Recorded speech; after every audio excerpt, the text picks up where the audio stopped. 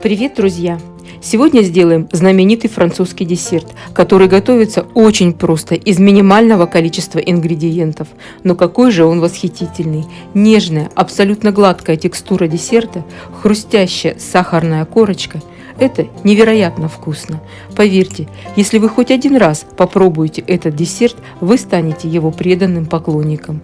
И сделаем мы с вами традиционный французский десерт крем-брюле.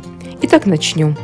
В чаше смешиваем желтки яиц с сахаром и ванилином. Взбивать здесь ничего не нужно, просто как следует размешайте венчиком.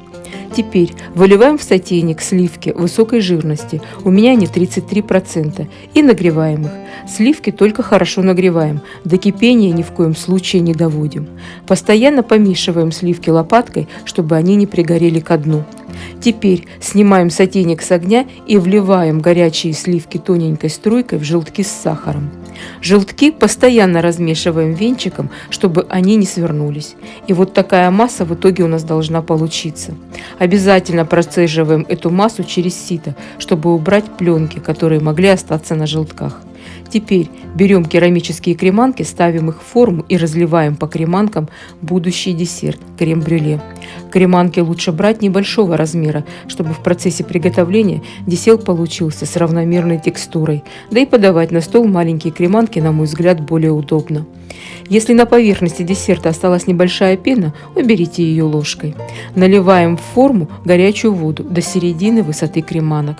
Убираем десерт в духовку, разогретую до 160 градусов, на 35-40 минут. Я включила только нижний тен, но время выпекания зависит от индивидуальных особенностей вашей духовки. Десерт готов, если он схватился по краям, а серединка у него еще подвижная. Серединка должна застыть и стабилизироваться в процессе остывания. Именно так приготовленный десерт получается особенно нежным.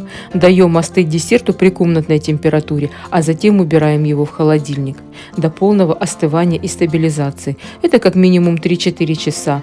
Можно даже оставить десерт в холодильнике на ночь.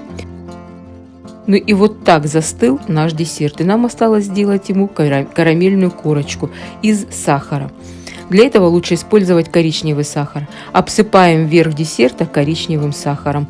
И вот тут возникает проблема, как его расплавить. Можно поставить десерт в духовку на самый верх, под гриль, до расплавления сахара. Но при этом десерт тоже нагреется. Самый лучший вариант, на мой взгляд, использовать туристическую горелку. Ну а я сегодня воспользуюсь вот такой зажигалкой с направленным пламенем. С нею процесс более длительный, чем с горелкой, но, как видите, у меня все получилось. Я убрала десерт в холодильник еще на немного, чтобы корочка застыла. И теперь можно украшать его и подавать на стол.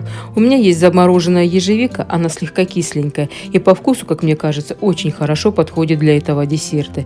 И если бы вы знали, как это божественно вкусно, просто язык проглотить можно. Надеюсь, что вам понравился мой рецепт. Готовьте, а в комментариях пишите, что у вас получилось. Желаю всем здоровья, удачи и приятного аппетита! Пока-пока!